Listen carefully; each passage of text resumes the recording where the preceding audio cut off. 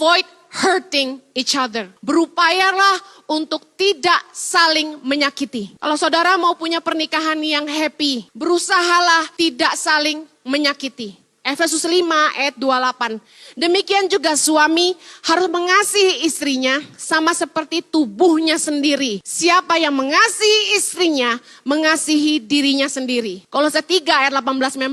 Hai istri-istri, tunduklah kepada suamimu sebagaimana seharusnya di dalam Tuhan. Hai suami-suami, kasihilah istrimu dan janganlah berlaku kasar terhadap dia. Yang terjadi dalam rumah tangga, istri cerewetnya minta ampun, suami kasarnya minta ampun. Pernikahan yang seperti ini, jangankan bahagia, rasanya tinggal nunggu dia mati aja. Kita kalau nggak punya pilihan untuk bercerai, yang kita harapin apa? Dalam hati kecil kita mengharapkan pasangan kita diganti. Sama aja kita ngarapin dia mati. Berhentilah saling menyakiti. Belajar ini. What will make him or her upset? Belajar apa yang kira-kira bikin dia marah. Apa yang bakal bikin dia sakit hati. Hal-hal apa yang pasti membuat dia sedih. Belajar. Berusahalah untuk tidak membuat pasanganmu sedih. A happy wife, happy life. Istri yang gembira membuat hidup juga gembira. Menyakiti pasanganmu sama dengan menyakiti dirimu sendiri. Karena kita bukan lagi dua, melainkan satu. Kalau suami disuruh Tuhan mengasihi istrinya seperti tubuhnya sendiri, kita nggak mungkin nyiksa badan kita sendiri. Amin. Kita kalau menyakiti pasangan kita sama dengan menyakiti diri kita sendiri. Mungkin istrimu pendiam, mungkin suamimu pendiam. Omongan kasarmu dia telan aja. Bentakan-bentakanmu dia telan saja. Tapi saya mau kasih tahu, itu tinggal tunggu bom waktu. Suatu hari ketika dia buat keputusan untuk tidak lagi bersamamu, atau ada pria lain yang lebih penuh kasih sayang, atau wanita lain yang lebih lembut, saudara akan menyesal nanti. Berubahlah sebelum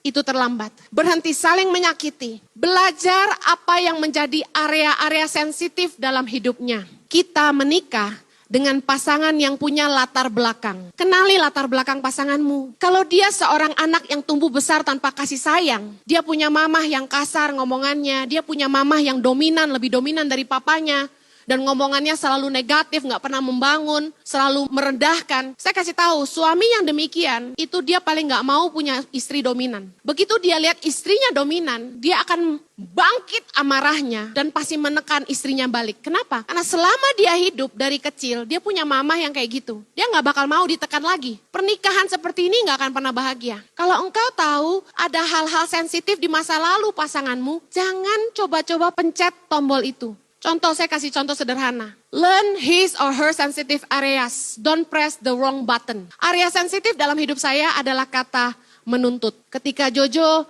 marah sama saya, dia bilang gini, kamu itu banyak nuntut. Begitu dia bilang kata menuntut, saya marahnya minta ampun.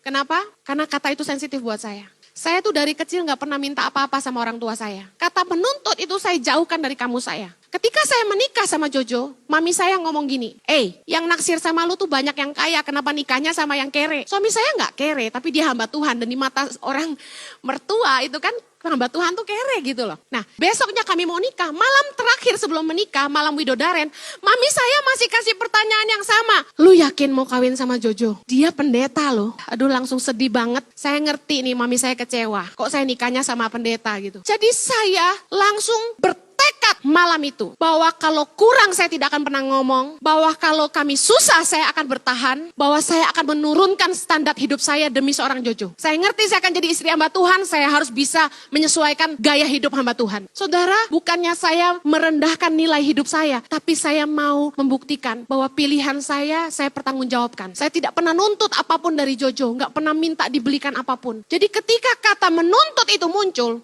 saya marahnya minta ampun, saya bilang gini, sebutkan apa yang saya pernah tuntut dari kamu. Ini cerita kami, tapi bagaimana dengan hidup Anda? Setiap kita punya area sensitif yang gak boleh pasangan kita pencet, itu yang bikin kita marah. Kalau saudara tahu itu area sensitif dia, jangan bikin dia marah. Amen. Kalau saudara pengen punya rumah tangga yang bahagia, berhenti saling menuntut, berhenti saling menyakiti, mulailah saling melayani, mulailah saling menghargai, dan jangan lewati line itu. Saling menghargai dan putuskan hari ini, saya mau bahagia dan saya mau membahagiakan pasangan saya. Kebahagiaan itu dimulai dari diri sendiri. Survei membuktikan hanya 10% pengaruh luar membuat kita bahagia. 90% itu dari diri kita sendiri. Katakan I want to be happy.